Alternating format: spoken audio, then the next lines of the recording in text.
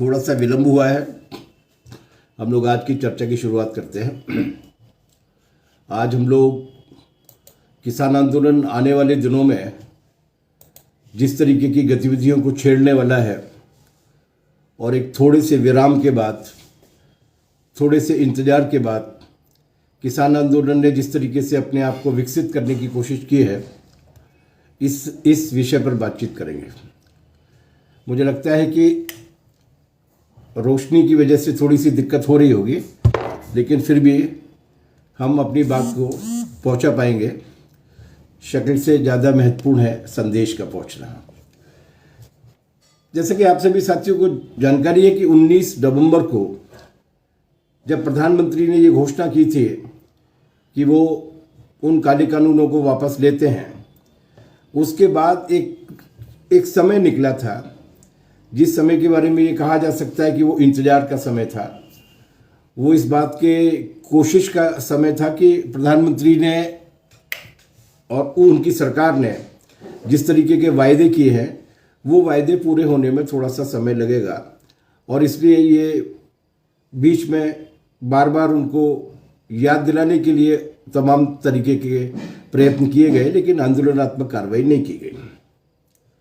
इंतजार किया गया कि सरकार ने जो वचनबद्धता दी है, पहला तो उन्होंने ये वचन दिया था कि एमएसपी के लिए वो कानून बनाएंगे और उस कानून को बनाने के लिए वो जो समिति बनाएंगे जहाँ पर वो कानून बनाने का प्रारूप तैयार किया जाएगा, उस समिति में संयुक्त किसान मोर्चे के प्रतिनिधियों को भी शामिल किया जाएगा, जो काम उन्होंने नहीं किया। उन्होंने ये वादा किया था कि वो बिजली कानून, जिसके खिलाफ वो आंदोलन की बहुत प्रमुख मांगों में से एक था, जिसके खिलाफ किसान उतरा हुआ था, उस बिजली कानून को लेकर मनमाने तरीके से नहीं आएंगे और उस बिजली कानून को लाने के पहले, बनाने के पहले उसके प्रारूप पर वो चर्चा करेंगे। और इसी के साथ उन्होंने और भी बहुत सारे वचन दिए थे, जिनमें जो मुकदमे वापस लिए जाएंगे उनकी भी बात की गई थी। और इसके अलावा उन्होंने ये भी कहा था कि वो लखीमपुर खीरी का जो बर्बर कांड हुआ था, जिसमें ये बात पूरी तरीके से उजागर थी कि किन लोगों की लिप्तता है, खासतौर से गृह राज्य मंत्री की लिप्तता के बारे में बात हुई थी। इस सब को लेकर उन्होंने जो वचन दिया था वो उन्होंने पूरा नहीं किया, और न केवल पूरा नहीं किया बल्कि उसके विपरीत आचरण भी किया।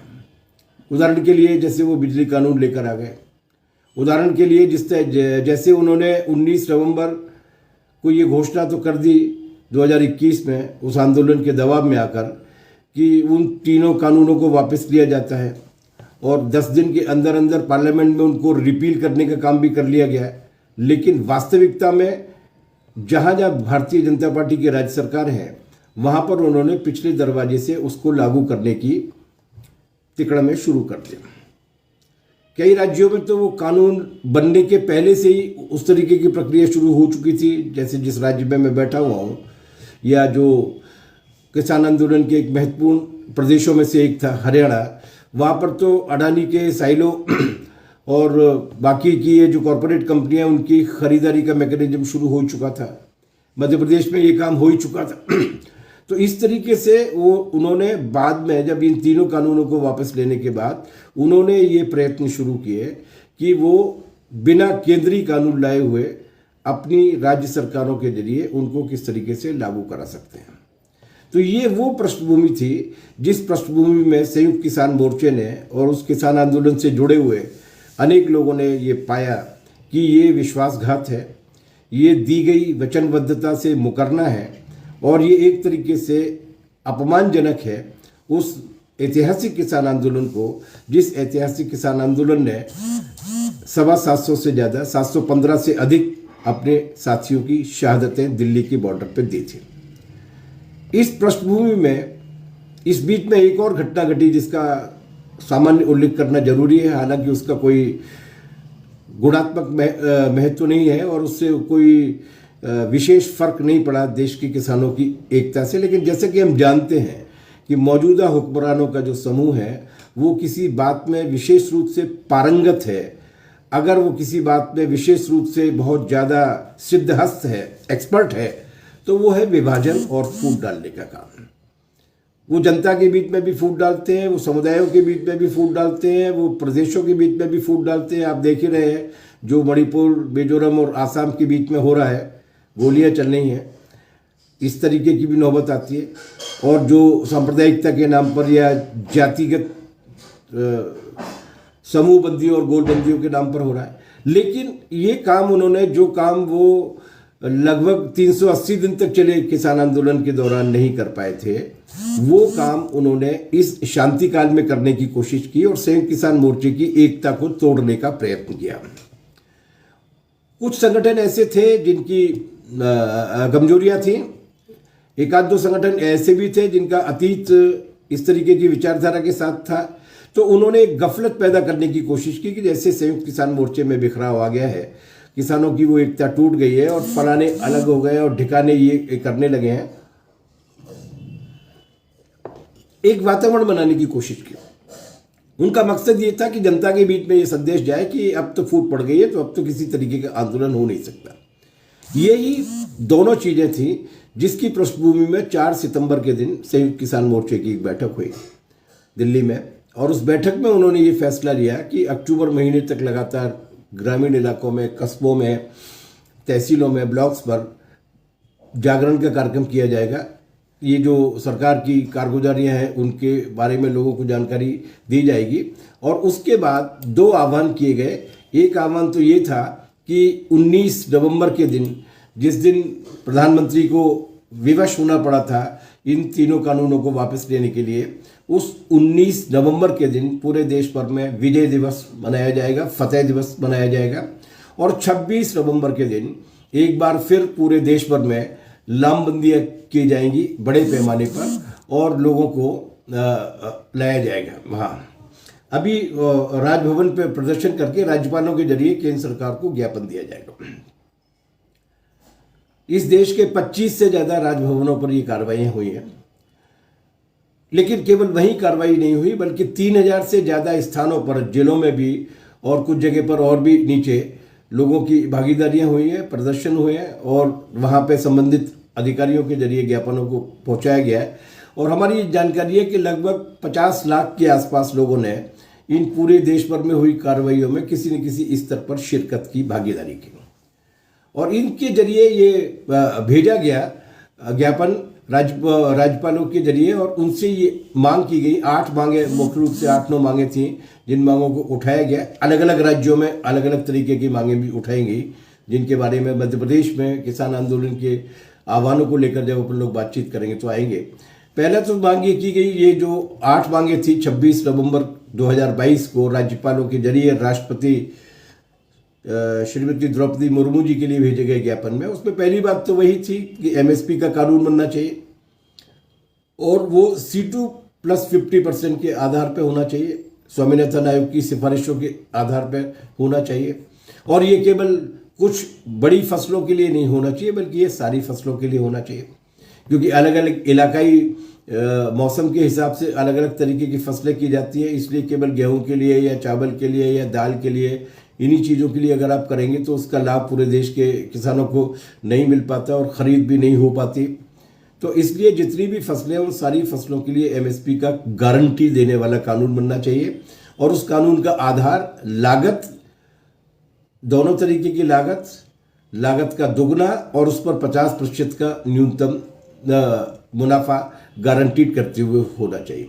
दूसरा सवाल यह था कि एक व्यापक ऋण माफी की योजना लाई जानी चाहिए कर्जा मुक्ति करने के लिए, और उसके लिए बाकायदा एक योजना हो। और उस योजना के आधार पर, जैसा कि उस अभी विस्तार में जाने की बात नहीं है क्योंकि हम लोग किसान आंदोलन के दौरान इस तरीके के अनेक आंकड़े लोगों के बीच में रख चुके हैं और जनता के बीच में भी वो बात बहुत बड़े पैमाने पर पहुंच चुकी है। और वो ये है कि ऐसा नहीं है कि सरकार कर्जे माफ़ नहीं करती है, लेकिन सरकार उनके कर्जे माफ़ नहीं करती है जो मेहनत कश लोग हैं। सरकार उनके कर्जे जरूर माफ़ करती है जो लुटेरे लोग हैं। और उस पर जिस तरीके की कॉरपोरेट कंपनियों को या ये तथाकथित डॉलर अरबपति जो हमारे देश में बन गए हैं, उनको जैसे उन्होंने बैंकों की कर्जों को माफ़ किया या सरकारी छूटें दी गई, उनके लाखों करोड़ रुपए के आंकड़े पूरे देश की जनता में आ चुके हैं। लेकिन ऐसी कोई नीति किसानों के संबंध में नहीं है तो एक व्यापक ऋण माफी योजना बननी चाहिए और उस ऋण माफी योजना के माध्यम से कर्जा मुक्ति का काम चलना चाहिए, क्योंकि ये आज भी इस देश में ए किसानों की आत्महत्या का, बी किसानों के जीवन के बर्बाद होने का, उनकी जीवन दशा में गिरावट आने का, और सी बड़े पैमाने पर उनको खेती छोड़कर दूसरे काम करने के लिए जाने के लिए मजबूर करने का कारण बना हुआ है, क्योंकि लागत नहीं निकलती है और जो कर्जा होता है उस कर्ज के फंदे से बाहर निकल पाना उनके लिए संभव नहीं हो पाता। तीसरा सवाल था बिजली संशोधन विधेयक 2022, जो किसान आंदोलन को किए गए वायदे के विपरीत और इस देश की बहुमत जनता, मतलब खेती के लिए भी, किसानी के लिए भी, आम उपभोक्ताओं के लिए भी, जो बिजली को उनके हाथ से बाहर खींचने की क्षमता रखता है, उनके जीवन में अंधेरे फैलाने की स्थिति पैदा कर सकता है, उस बिजली संशोधन विधेयक 2022 को वापस लिया जाना चाहिए। बाकी एक मांग वो भी थी जिसके बारे में सरकार ने उच्च स्तर पर जांच करने का वादा किया था, और वो मांग ये थी कि लखीमपुर खीरी में किसानों और पत्रकारों का जिसने नरसंहार किया है, उसका जो आरोपी है केंद्रीय गृह राज्य मंत्री अजय मिश्रा उर्फ टेनी, उसकी बर्खास्तगी की जानी चाहिए और उसके खिलाफ भी कानूनी कार्रवाई की जानी चाहिए। उनके बेटे जेल में बंद हैं और भी लोग जेल में बंद हैं, लेकिन इसी के साथ साथ उन्होंने कुछ शिकायतकर्ता किसानों को भी जेल में डाल के रखा है। तो शिकायतकर्ता किसानों को, जिनके परिवार के लोग मारे गए, जिनकी हत्या की गई, उनको भी जेल में बंद करना, उनको रिहा किया जाए, लेकिन इसके टेनी मिश्रा के खिलाफ भी कार्रवाई होनी चाहिए, क्योंकि ऐसे वीडियोस मौजूद हैं जिसमें उन्होंने बाकायदा न केवल धमकी दी थी, बल्कि इस तरीके के काम किए जा सकते हैं, इस तरीके का उनका पुराना रिकॉर्ड भी है, आपराधिक रिकॉर्ड भी है, और बाकायदा इस आंदोलनकारी किसानों के ऊपर हिंसा करने का उन्होंने आह्वान किया था।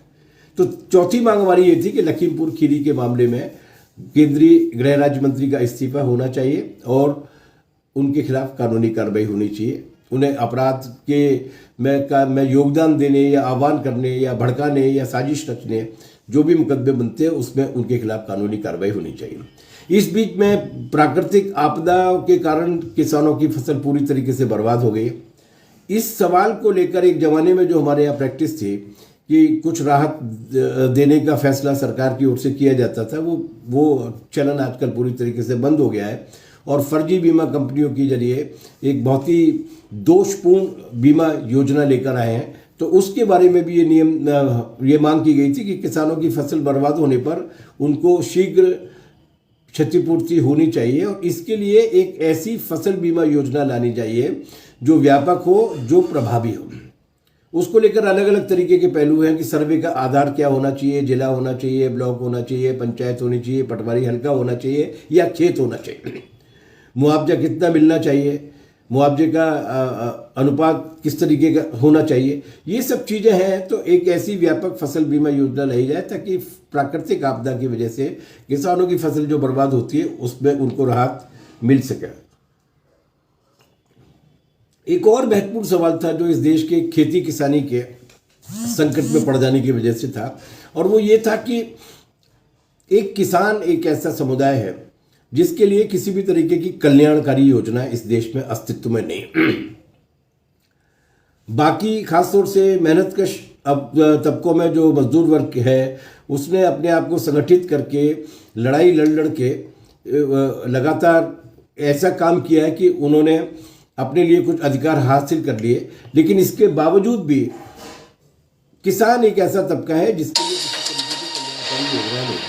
केरल की सरकार या पश्चिम बंगाल की सरकारों ने एक जमाने में शुरू किया था कि गांव में जो वृद्ध लोग हैं या असहाय लोग हैं या जिनकी आमदनी का कोई जरिया नहीं है, ऐसे लोगों को पेंशन दी जाएगी, जो बाद में पूरे देश भर में मिसाल बनी और देश के अन्य प्रांतों में भी वो लागू हुई।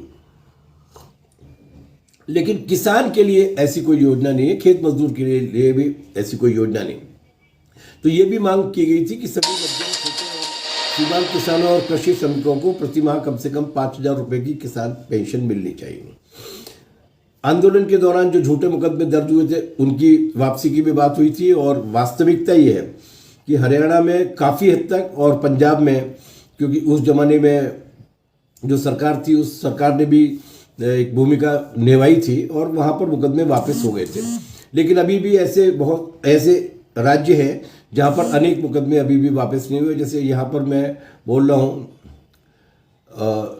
और संतोषी जी को आवाज़ नहीं आ रही है, बाकी लोगों को तो आवाज़ आ रही है ना। तो यहाँ पर अभी भी मध्य प्रदेश में ऐसी जगह है जहाँ पर अभी तक उन्होंने मुकदमे वापस नहीं लिए। हम लोगों के खिलाफ भी, हमारे किसान सभा के कार्यकर्ताओं के खिलाफ भी, कभी रेलवे एक्ट में, कभी किसी और एक्ट में, बस अनेक मुकदमे हैं जो दर्ज हैं। इन सारे मुकदमों को वापस लेने का जो वचन दिया गया था उनको वापस लिया जाना चाहिए। और इसी के साथ साथ जो 715 के आसपास किसान शहीद हुए हैं किसान आंदोलन के दौरान, उन शहीद किसानों को मुआवजा दिया जाना चाहिए, उनके परिवारों को मुआवजे के बारे में फैसला लेना चाहिए। ये जो आंदोलन हुआ, इस आंदोलन का एक असर हुआ है, पूरे देश भर में किसानों के बीच में जागरूकता आई है।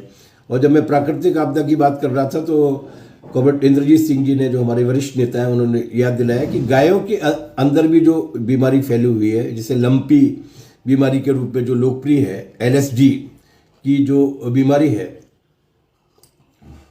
वो कुछ राज्यों से शुरू हुई थी और पूरे देश भर में फैल चुके हैं। और बड़ी संख्या में गायें इससे प्रभावित हुई हैं, मरी हैं, उनके शरीर पे फोड़े निकल आते हैं, मरी हैं। और जो नहीं मरी हैं, जो बच गई हैं तीमारदारी से या देखभाल से, उनका भी दूध काफ़ी कम हो गया है, आउटपुट काफ़ी कम हो गया है, मिल्क आउटपुट। तो ऐसी स्थिति में उन गायों के लिए भी किसानों को मुआवजा दिया जाना चाहिए। मैं आपको बता दूं कि ये तो बीमारी की बात है। केरल की सरकार है जो 2 गाय पालने पर 18,000 रुपये एक किसान को देती है।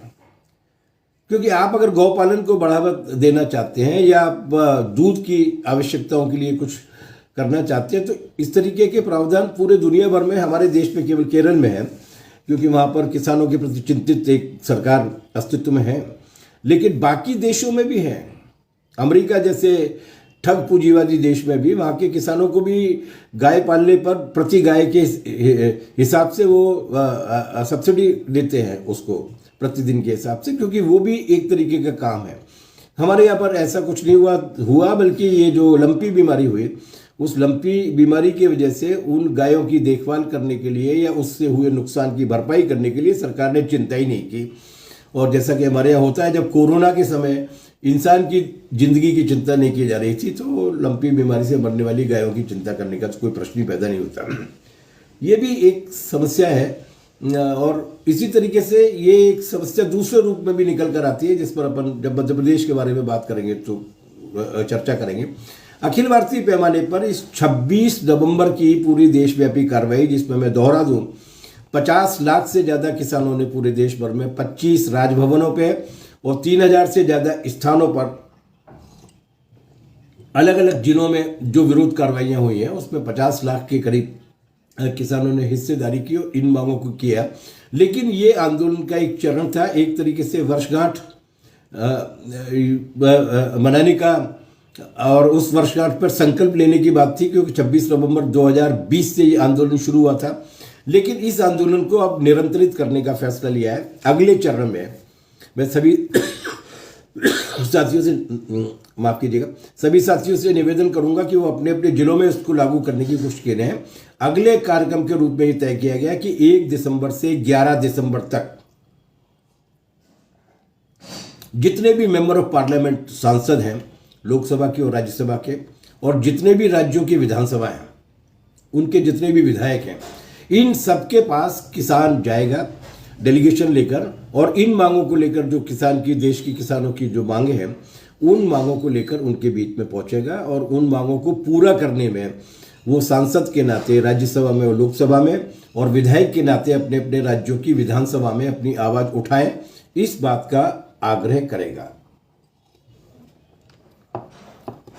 ये एक चेतावनी पत्र होगा, जिसको संयुक्त किसान मोर्चे ने कहा है कि कॉल टू एक्शन होगा, और ये कहा जाएगा कि इनको अपने प्रभाव का इस्तेमाल करके, क्योंकि भले वो एक राजनीतिक पार्टी के चुनाव चिन्ह पर जीत कर गए हैं, लेकिन दरअसल वो जनता के वोट से जीत कर गए हैं, इसलिए जनता के इन सवालों को वो अपने फोरम पर उठाने का काम करें।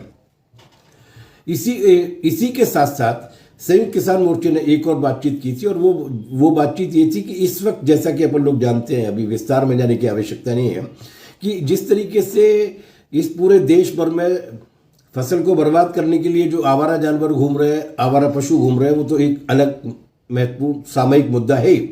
लेकिन इस पूरे देश के पर्यावरण को, प्रकृति को, मनुष्यों और पशुओं के जीवन को हड़पने के लिए कुछ धन पशु भी घूम रहे हैं, जो चाहे जिस तरीके की नीति लेकर आते हैं उनका मुनाफा बढ़ना चाहिए, भले ही उसकी वजह से प्रकृति भाड़ में चली जाए।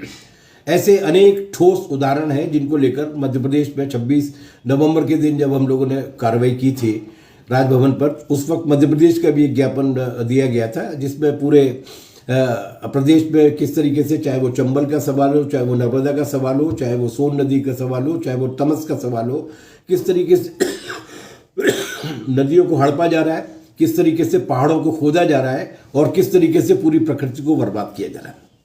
ये काम रुकने चाहिए। पर्यावरण हमने पैदा नहीं किया है, प्रकृति हमने पैदा नहीं की, प्रकृति हमको विरसे में मिली है। प्रकृति हजारों वर्षों में, लाखों वर्षों में विकसित हुई है। उसको अगर एक वर्ष के फाइनेंशियल ईयर में अपने मुनाफे को बढ़ाने के लिए कोई अडानी या अंबानी नेस्तनाबूद कर देगा, तो ये हजारों लाखों वर्षों की कमाई किसी एक आदमी की जेब भरने का जरिया नहीं बन सकती। उसके लिए बाकायदा एक संतुलित नीति होनी चाहिए। वो केवल यही नहीं रुक रहे हैं, वो मार्केटिंग के लिए, बाजार पर कब्जा करने के लिए वो आ गए हैं और बिना किसी वैज्ञानिक जांच के, बिना किसी लेबोरेटरी टेस्ट के, बिना किसी बड़े परीक्षण के अब उन्होंने नए नए तरीके के बीज लाना और बीज की मार्केट पर कब्जा करना भी शुरू कर दिया। और हमारी मोदी जी की सरकार जो है, जो बीजेपी वाली जो सरकार है, वो कॉरपोरेट कंपनियों की सरकार है, उन्हीं की चाकर सरकार है, तो जाहिर सी बात है कि उनकी सेवा में लगे हुए। तभी वो एक नया बीज लेके आए, जेनेटिकली मॉडिफाइड मस्टर्ड, सरसों का नया बीज। ये सरसों का नया बीज संभव है कि उत्पादन ज्यादा दे, लेकिन उसमें से जो सरसों का तेल निकलेगा वो मनुष्य के जीवन पर किस तरीके के नकारात्मक प्रभाव डाल सकता है, इसका कोई परीक्षण नहीं हुआ, कोई अध्ययन नहीं हुआ। अगर उससे कोई गंभीर बीमारी पैदा होती है तो उस गंभीर बीमारी की जिम्मेदारी कौन लेगा, इसके बारे में कोई पॉलिसी नहीं है, कोई नीति नहीं है। जाहिर सी बात है। और ये इससे केवल उनका मुनाफा पक्का हो, ये सुनिश्चित करने की कोशिश की जा रही है, बाकी और कोई बात नहीं है। तो ये करना क्या चाहते हैं? क्या कुछ कंपनियों के मुनाफे के लिए इस देश की जनता को गिनी पिग बना देंगे? ये जो नीतियां हैं वो वापस होनी चाहिए। इसलिए ये जो जीएम मस्टर्ड को लेकर आए हैं, ये जो जेनेटिकली मॉडिफाइड सरसों को लेकर आए हैं, उस पर ऐसे किसी भी बीज को अनुमति नहीं दी जानी चाहिए जब तक उसका ऐसे वैज्ञानिक जिनका क्रेडेंशियल है, जिनकी इंटीग्रिटी है, जिनकी ईमानदारी पर कोई शक नहीं है, जिनकी योग्यता पर कोई शक नहीं है, ऐसे वैज्ञानिकों की देखरेख में, सरकार की देखरेख में, सरकारी लेबोरेटरीज की देखरेख में जब तक जांच परख नहीं हो जाती तब तक इस तरीके के बीज नहीं लाने चाहिए, नंबर 1। और नंबर 2 ये कि बीज पर ये जो कंपनियों का, कॉरपोरेट कंपनियों का जो वर्चस्व कायम हो गया है, कि उनकी मोनोपोली कायम हो गई है, केवल उन्हीं की ओर से बीज बेचे जाएंगे और वो किस रेट पर बेचेंगी, कितना मुनाफा लेंगी, इस पर कोई नियंत्रण नहीं है। उसको भी रोका जाना चाहिए और उस पर सरकार का और सार्वजनिक क्षेत्र का नियंत्रण होना चाहिए। और तीसरी बात ये कि वो केवल बीज लेके नहीं आते। जैसी एक सामान्य कहानी है कि पहले वो शैम्पू लेके आते हैं और वो शैम्पू से जब बाल झड़ने लगते हैं और वो शैम्पू से जब बाल, काले बाल सफ़ेद होने लगते हैं, तो फिर वो डाई लेके आते हैं और उस डाई से जब बाल झड़ने लगते हैं तो वो विग लेके आते हैं। तो इस तरीके से वो जिस तरीके के बीज लेकर आ रहे हैं, उन बीजों पर उन्हीं का दिया हुआ खाद लगेगा, उन्हीं की दी हुई कीटनाशक दवाइयाँ लगेंगी। तो वो मार्केट पर केवल बीज के जरिए, ये बीज की महंगी कीमत के जरिए लूट नहीं कर रहे हैं, बल्कि वो इस किसान की लूट करने के लिए अपने खाद को भी लेकर आते हैं और कीटनाशक को भी लेकर आते हैं, जिनकी कीमतें तो ज़्यादा होती हैं, लेकिन जिनका जमीन पर, भूमि की ऊर्जा, उर्वरता पर किस तरीके का असर पड़ेगा, इसके बारे में कोई प्रामाणिक अध्ययन नहीं होते। तो एक तरीके से वो पूरे भूमि की उत्पादन क्षमता को भी बर्बाद करने की कोशिश कर रहे हैं। इसलिए ये जीएम सरसों के बीज पर रोक लेनी चाहिए, बीज पर कंपनियों के, कॉरपोरेट कंपनियों के इजारे पर रोक लेनी चाहिए, सार्वजनिक क्षेत्र के नियंत्रण में होना चाहिए और उसकी कीमतों पर भी एक नियंत्रण कायम किया जाना चाहिए। इसके अलावा और इस आंदोलन को अगला चरण देने के बारे में भी तय हुआ है कि 8 दिसंबर 2022 को करनाल में एक मीटिंग होने वाली है जिसमें आंदोलन के अगले चरणों के बारे में फैसला होगा। तो ये है एसकेएम के कार्यक्रम जो किए जा चुके हैं और इसके जरिए एक उभार आ रहा है पूरे देश भर में। लेकिन इसके साथ साथ अलग अलग राज्यों में अलग अलग तरीके की भी समस्या है। उदाहरण के लिए जब 26 नवंबर को मध्य प्रदेश में राजभवन के सामने प्रदर्शन हुआ था, जो जिस तरीके का आतंक का वातावरण यहाँ पर बीजेपी सरकार ने कायम किया हुआ है, आंदोलन शुरू होने के 12 घंटे पहले तक हमारे पास अनुमति नहीं थी। रास्ते से जो गाड़ियाँ आ रही थी हमारी, उन गाड़ियों को भी रास्ते में रोका गया। जो ट्रेन से लोग आ रहे थे उनको भी परेशान किया गया। लेकिन इसके बावजूद 40 जिलों से लोग आए थे, जिनमें से लगभग 22 के आसपास संगठनों की नुमाइंदगी थी। किसान सभा का जत्था जाहिर सी बात है कि एक बड़ी तादाद में था और उसने एक अच्छा प्रदर्शन किया। लेकिन उसमें उन्होंने अपने राज्य स्तर की भी बहुत सारी मांगें दी हैं, जिसमें उन्होंने जिसे लेकर अलग अलग आने वाले दिनों में आंदोलन को और तेज किया जाएगा। चंबल के बारे में मैंने आपको बताया कि लगभग 404 किलोमीटर चंबल की पूरी पट्टी में जो मध्य प्रदेश में घूमती है, भिंड के कोने से शुरू होती है और श्योपुर के कोने से निकलकर राजस्थान में पहुंचती है, उस पूरी पट्टी को वो कैप्चर कर रहे हैं। और उसको अभी तो अटल प्रोग्रेस वे के नाम पर एक बड़ी सड़क बनाना चाहते हैं, जबकि 2 हाईवेज उसी रास्ते में पहले से ही हैं। और लेकिन उसके साथ उनका जो योजना है वो ये कि उसके आसपास की 1 किलोमीटर की ज़मीन वो लैंड डेवलपमेंट और लोकल प्रोड्यूस के आधार पर बनने वाले औद्योगिक संस्थानों के नाम पर भी लेना चाहते हैं। और उसका क्या होगा इसके बारे में तो कहने की कोई आवश्यकता नहीं है, जैसा यमुना एक्सप्रेस वे के बारे में देखा जा चुका है और बाकी के एक्सप्रेस वेज के बारे में देखा जा चुका है कि अंततः वो कॉरपोरेट कंपनियों के मुनाफों की तिजोरी भरने वाले ही होते हैं। ऐसे सवालों को लेकर किया। लेकिन सबसे महत्वपूर्ण सवाल है इस वक्त मध्य प्रदेश में खाद्य संकट का सवाल। और ये लाइव विशेष रूप से इसीलिए आज यहाँ किया गया है कि मध्य प्रदेश में ऐसा पहली बार हुआ है।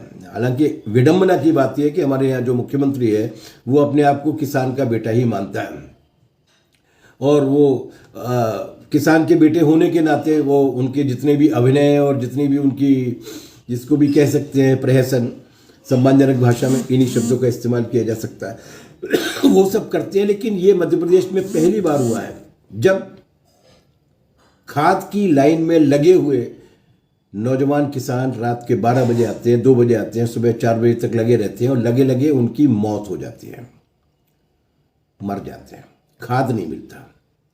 इस तरीके से पहले कभी नहीं हुआ। खाद के संकट रहे, कालाबाजारियां हुई, लेकिन खाद की एक संकट को इस तीव्रता तक बढ़ा दिया जाए कि लोगों की मौत होने लगे। और इसके बाद भी वो जाहिर सी बात है कि जब खाद नहीं मिलता है और फसल आंखों के सामने ही बर्बाद हो जाती है 1 सप्ताह के भीतर खाद समय पर न मिल पाने की वजह से, तो जाहिर सी बात है कि लोगों के सदमे भी लगते हैं और घटनाएं भी घटती हैं, आत्महत्या की घटनाएं भी हुई हैं।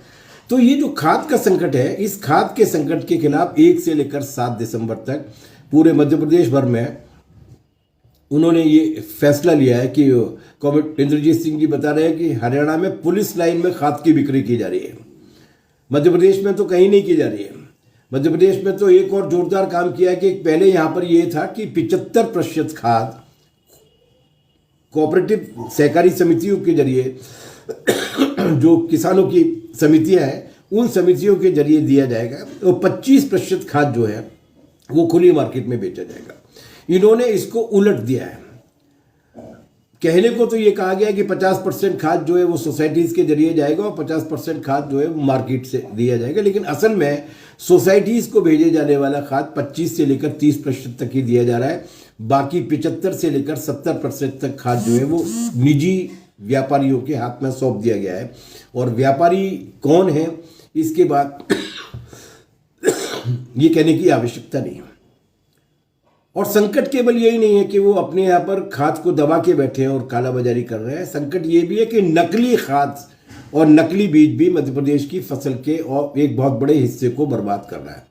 इसलिए मध्य प्रदेश की किसान सभा ने ये फैसला लिया है कि 1 से लेकर 7 दिसंबर तक पूरे सप्ताह भर तक पूरे मध्य प्रदेश में खाद के सवाल को लेकर आंदोलन चलने चाहिए।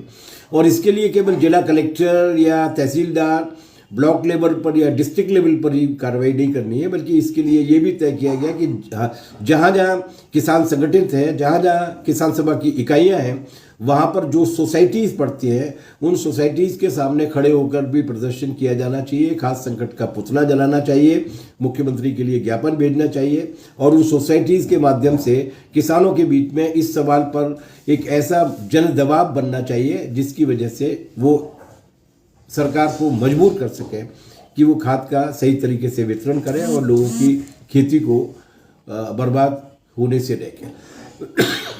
डीएपी और एनपीके का मामला हो, अब तो यूरिया के लिए भी संकट पैदा हो गया और यूरिया की जरूरत तत्काल पड़ी रही है। अभी कटाई खत्म हुई है और बुआई का सीजन शुरू हुआ है, कुछ इलाकों में शुरू हो गया है, कुछ इलाकों में 1-2 दिन में शुरू होने वाला है और मौसम भी जिस तरीके से परिवर्तित हो रहा है, तो जाहिर सी बात है कि ये एक बड़ा सवाल है और इसमें हम मध्य प्रदेश किसान सभा और अखिल भारतीय किसान सभा की ओर से ये मांग करेंगे कि नंबर 1 तो ये कि खाद किसानों को समुचित मात्रा में जरूरत से पहले ही आ जाना चाहिए दुकानों पर, सोसाइटियों पर। ये कोई ऐसी मांग नहीं है कि वो अब एक परिस्थिति पैदा हुई, फिर कोई बीमारी आई, फिर उसके बाद आपने दवा की खेप भेजी। ये ऐसा सवाल है जिसके बारे में हजारों साल किसान भी जानता है, सरकार भी जानती है कि किस वक्त किसान को खाद की आवश्यकता पड़ने वाली है, किस खाद की आवश्यकता पड़ने वाली है। वो खाद समय पर उपलब्ध होना चाहिए। दूसरा, ये निजी दुकानों से बेचा जाना तो बंद ही किया जाना चाहिए। 100% खाद जो है वो सोसाइटीज के माध्यम से ही उपलब्ध कराई जाए और जो ये नकली खाद वाला और नकली बीज वाला जो मामला है जिस पर ज़्यादातर कानूनी कार्रवाइयाँ इसलिए नहीं हो पाती हैं क्योंकि जो बीज बेचने वाली है, खाद बेचने वाली कंपनी है, वो रसीद नहीं देती है। उन्हें उस तरीके से इस नकली खाद और नकली बीज के मामले में इस तरीके का तंत्र विकसित किया जाना चाहिए कि जिसकी वजह से जो दुकान इसको बेच रही है, जिस कंपनी से वो आ रही है, उस कंपनी तक के मालिकों के खिलाफ या उस पूरे षड्यंत्रकारियों के खिलाफ कार्रवाई की जा सके, ऐसी व्यवस्था की जानी चाहिए। ये समय पर दोनों तरीके की वो मिले। इसी के साथ साथ इस 1 से 7 दिसंबर के दौरान ये भी मांग की जाएगी कि ये जो बेमौसम तबाही हुई है, बेमौसम बारिश की वजह से, और कुछ इलाकों में बारिश हुई नहीं है, इन दोनों जगह पर जो प्राकृतिक आपदा जिसे माना जाना चाहिए, ये जो हुई है उसके बारे में किसान को फसल की तबाही के लिए मुआवजा दिया जाना चाहिए और इस मुआवजे की गणना के लिए जैसा कि ये मांग की गई कि खेत को एक यूनिट के रूप में माना जाना चाहिए। पूरे पटवारी हल्का या तहसील या कलेक्टर के अंतर्गत आने वाला जिला नहीं, बल्कि जहां नुकसान हुआ है उसको एक इकाई के रूप में माना जाना चाहिए। उसके आधार पर उसका आकलन करके मुआवजे की गणना की जानी चाहिए। इसी के साथ साथ एक बड़ी समस्या है जिसको 1 से 7 दिसंबर के दौरान भी उठाया जाएगा, इसके बाद भी, और वो है आवारा पशुओं का सवाल। इन आवारा पशुओं के सवाल पर भी हमारी सरकार को इस बात के लिए विवश किया जाएगा कि वो इनके लिए प्रबंध करे और जैसा कि या तो केरल की सरकार ने जिस तरीके की व्यवस्था की है वैसे ही किसान के लिए अगर भुगतान किया जाएगा उस आवारा पशु को पालने के लिए, तो वो छोड़ेगा नहीं, बाहर नहीं छोड़ेगा। और बाकी ये गौशालाओं के नाम पर आरएसएस के लोगों ने जिस तरीके का भ्रष्टाचार मचाया हुआ है और जिसकी वजह से वो करोड़ों रुपया खा भी रहे हैं और उनके यहाँ अगर कोई पहुंच जाती है गाय भर्ती होने के लिए तो उसके बाद वो जीवित होकर नहीं निकलती है। इन सब के विरुद्ध भी कार्रवाई की जानी चाहिए। इन मांगों को लेकर किसान सभा ने आगामी दिनों में मध्य प्रदेश में आंदोलन को तेज करने का फैसला लिया है। अखिल भारतीय पैमाने पर चलने वाले आंदोलन चलेंगे और अभी ये जानकारी कॉमरेड अखिलेश यादव जी ने दी है कि मुरैना के जो किसान हैं वो इस खाद की समस्याओं और आवारा पशुओं के प्रबंधन की मांग को लेकर 100 घंटे का पड़ाव शुरू करने वाले हैं। आपको मालूम ही है कि ठंड की तीव्रता शुरू हो चुकी है, लेकिन इसके बाद भी किसान अपनी मांगों को लेकर किए जाने वाले संघर्ष से एक गर्मी को पैदा करेगा और आने वाले दिनों में इस मध्य प्रदेश की सरकार को और केंद्र की सरकार को विवश किया जाएगा कि वो कॉरपोरेट कंपनियों की धुन पर नाचने की बजाय किसानों की जिंदगी को बचाने की कोशिश करे, क्योंकि किसान बचेगा, मेहनतकश आवाम बचेगा, तभी ये देश बचेगा। बहुत बहुत शुक्रिया। संघर्ष के लिए शुभकामनाएं।